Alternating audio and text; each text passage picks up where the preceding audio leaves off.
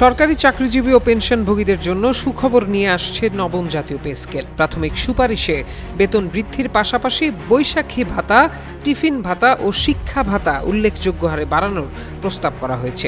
একই সঙ্গে আগামী 2026-27 অর্থ বছরের বাজেটে আংশিক বাস্তবায়নের জন্য প্রায় 35,000 কোটি টাকা বরাদ্দ রাখার পরিকল্পনা করছে সরকার।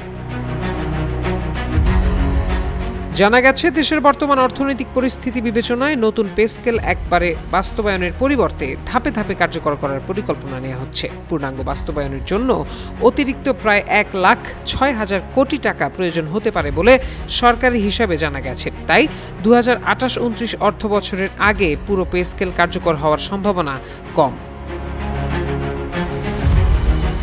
নতুন বেতন কাঠামোর প্রস্তাবে সরকারি কর্মকর্তা কর্মচারীদের জন্য 3টি বিশেষ ভাতা বাড়ানোর সুপারিশ করা হয়েছে। এর মধ্যে বর্তমানে মূল বেতনের 20% হিসেবে দেয়া বৈশাখী ভাতা বাড়িয়ে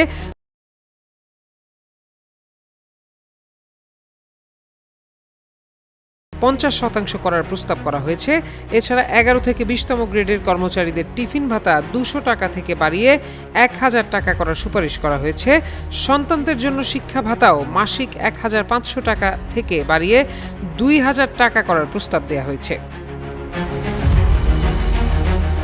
অর্থ মন্ত্রণালয় সূত্রে জানা গেছে, নতুন পে স্কেল বাস্তবায়নে সরকার দুটি পদ্ধতি বিবেচনা করছে। একটি হলো 3 ধাপে বাস্তবায়ন, অন্যটি পরবর্তী 2 অর্থ বছরে ধাপে ধাপে বেতন বৃদ্ধি।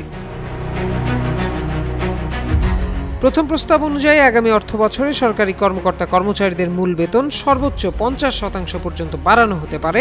পরবর্তী বছরে বাকি অংশ সমন্বয় করা হবে। আর বাড়ি ভাড়া ও অন্যান্য ভাতা তৃতীয় বছরে 2 ধাপে কার্যকর করার পরিকল্পনা রয়েছে।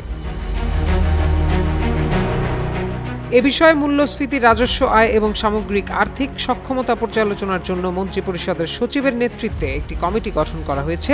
কমিটি চূড়ান্ত সুপারিশ দিলে তা প্রধানমন্ত্রীর সঙ্গে বৈঠকের পর অনুমোদনের জন্য উপস্থাপন করা হবে। এর আগে 2015 সালে অষ্টম জাতীয় পে স্কেল 2 ধাপে বাস্তবায়ন করা হয়েছিল। প্রত্যয় দাস, যুগান্তর নিউজ।